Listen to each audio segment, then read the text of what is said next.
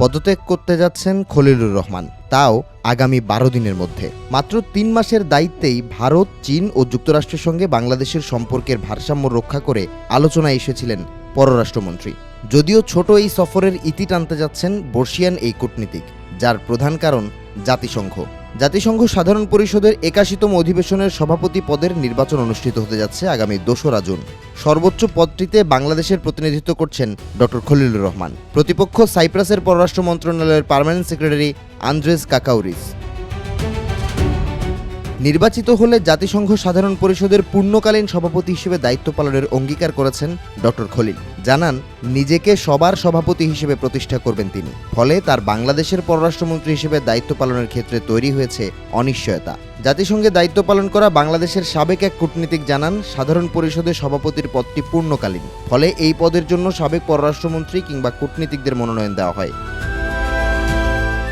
যদিও বর্তমানে দায়িত্ব পালন করা কোনো পররাষ্ট্রমন্ত্রীর নির্বাচনে অংশ নিতে কোনো বাধা নেই। ৭৬তম অধিবেশনের সভাপতি ছিলেন মালদ্বীপের আবদুল্লাহ শাহিদ। দেশের পররাষ্ট্র মন্ত্রণালয়ের পাশাপাশি জাতিসংঘ সাধারণ পরিষদের দায়িত্ব একসঙ্গে সামলেছিলেন তিনি। তবে বর্তমান বৈশ্বিক প্রেক্ষাপটে সাধারণ পরিষদ সভাপতির ব্যস্ততা স্বভাবতই অনেক বেশি থাকবে। ফলে দেশ ও সংগঠন দুটির দায়িত্ব একসঙ্গে পালন করার ক্ষেত্রে কাজে ব্যাঘাতের শঙ্কাও উড়িয়ে দেওয়া যায় না।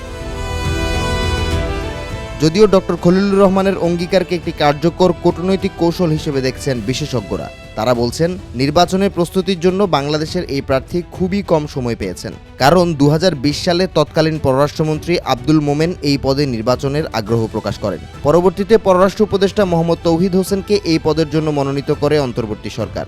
আর চলতি বছর ক্ষমতা গ্রহণের পর ডক্টর খলিলকে নতুন করে মনোনয়ন দেয় বিএনপি। ফলে ভোটে জেতার জন্যই অঙ্গীকারের পন্থা অবলম্বন করেছেন তিনি।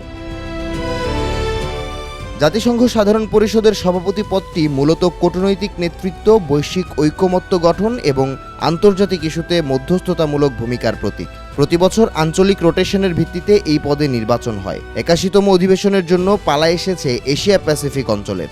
একাধিক প্রার্থী থাকায় এবার অনুষ্ঠিত হচ্ছে নির্বাচন। বাংলাদেশের প্রতিদ্বন্দ্বী সাইপ্রাস ইউরোপীয় ইউনিয়নের সদস্য হওয়ায় পশ্চিমা বিশ্বের কূটনৈতিক সমর্থন পাওয়ার ক্ষেত্রে সুবিধাজনক অবস্থানে রয়েছে। সূত্র বলছে, ইউরোপীয় ইউনিয়নের সমন্বিত লবিং, পশ্চিমা দাতা রাষ্ট্রগুলোর সমর্থন, ছোট কিন্তু সক্রিয় কূটনৈতিক নেটওয়ার্ক, ইউরোপ ভিত্তিক বহুপাক্ষিক কৌশল সাইপ্রাসকে প্রতিদ্বন্দ্বিতায় শক্ত অবস্থানে রেখেছে।